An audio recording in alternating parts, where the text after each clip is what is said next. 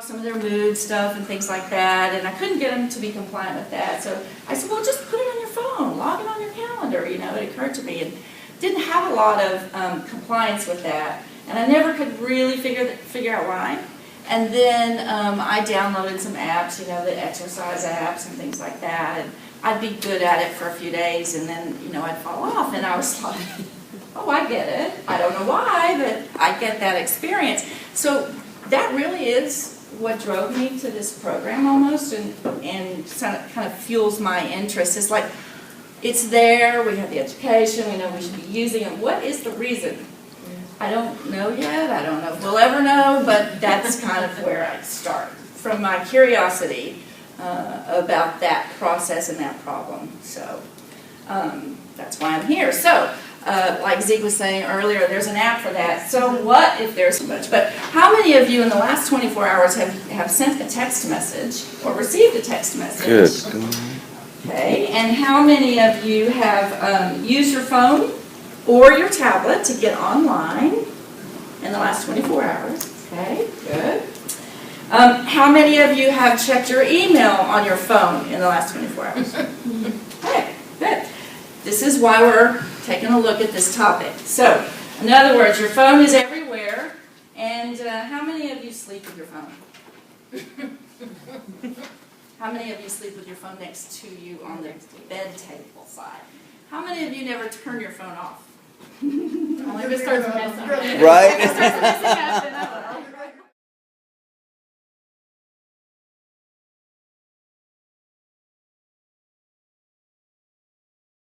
What we're seeing is the saturation of mobile phone use, and then smartphones on top of that, into every realm of our lives. Sleeping, apps, diet, texting, communicating, locating, GPS, how do I get where I'm going without the traffic, and so forth. And it's permeating our physicians and medical care field as well. Now we have telepsychiatry, or we have telemedicine, we have all kinds of different kinds of ways that we use our mobile phones and our cell phones, our smartphones and our tablets. So this is a slide that we could normally go through a little bit more detail, but because we're short on time, I'm just going to kind of focus on the Generation Alpha. I found this interesting. They're going to call them maybe the Google kids. These kids are more likely to be obese. They're more likely to have more education, however. They're more likely to be bigger consumers, and they literally can multitask better. So what are the digits and the demographics of who's using cell phones, smartphones, the internet, and so forth?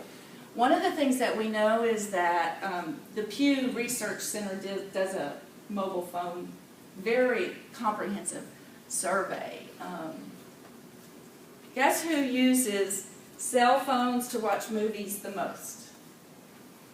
Anybody got an idea? Latinos. Who do you think? You would think Kids. You would think kids, yeah.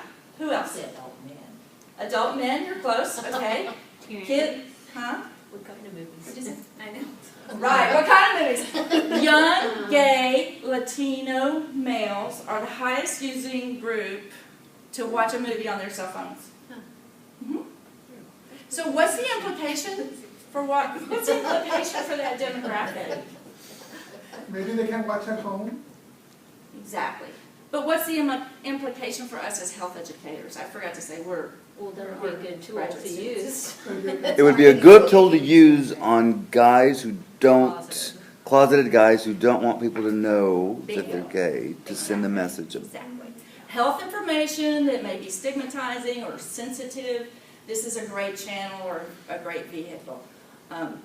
For lots of reasons, we're going to go into that for a second. 72% of Americans say that they've looked for health information online. How many, I'm sure that we all have used. Is there anybody in here who has not used the internet for health information? Of course we have. What about your family members? Do they look up health information online? Yes, but they don't know how to decipher it. They call you to tell you what does it mean? Yes. My mom. Exactly. And, they don't start at a particular website. They start with a search engine, more than likely.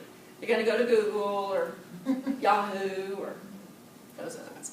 The topics that they're looking up are specific diseases, treatment procedures, medications, and they'll check out the review on medical professionals as well. And I found it interesting too that 79% of Medicaid beneficiaries use text messaging.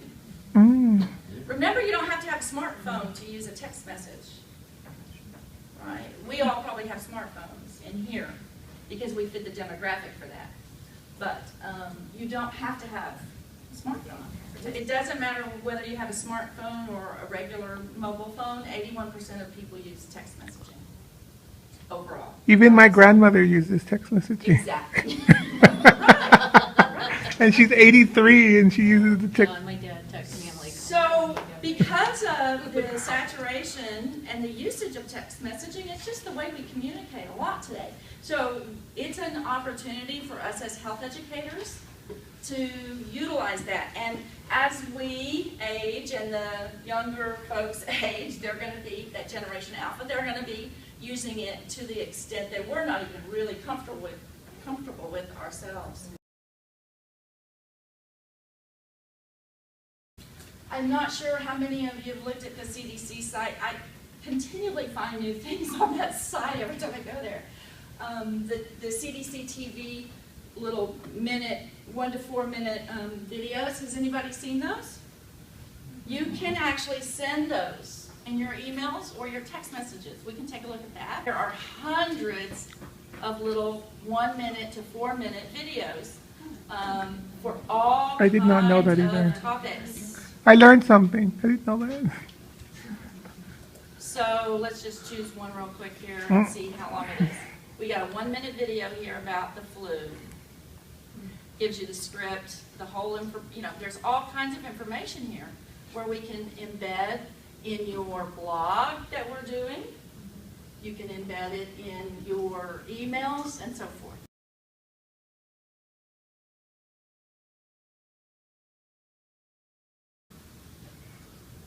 So this is the really cool thing that I originally wanted to teach was how to build this, what we call, called thinglink.com.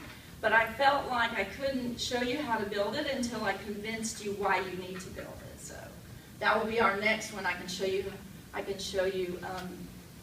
to do it. However, if you have your cell phone with you, could you pull it out and check your email from TW, I guess, or yeah. So you should have an email from me, D. Roper. And if you open it up, there's 2 links. Does anybody see it? Okay. So click on the one that's the thing link. Has anybody been able to find this? Okay. So if you click on any one of these little things, do you see, touch them? Do you see different pop-ups in these little circles? Uh-huh. There you go. So that first circle with the yellow gear, more Hispanics and African Americans use their smartphones to go online than white Americans. So I designed this, and you can do, what if there's your CDC health card. I put lots of different messages here. Really and truly, you don't want to do more than 3, but I wanted to demonstrate the different things that you can do. You can link to a PDF, you can link to a video, you can link to a recipe, you can link to a picture of fruits and vegetables, you can link to a location site to go get tested. This icon that I use, these gears and this phone here, are vectors that I got off of a website. So you upload your picture, and you can, it doesn't matter, it can be a photo, a JPEG, it can be a vector, it can be a design element, it doesn't matter. You upload it to ThingLink, and then you just click on it. It's sort of like a PowerPoint. You just create a text box, put a little target there, and then copy and paste your data, or your link, or whatever it is you want to link, into your little box, and it pops up. Now, the great thing about this is I can also look at let's see if we can do it. I don't know if it'll work here. Statistics. Okay. I can see how many of you clicked on it. Not who, but how many. And I can see how long you hovered over each of the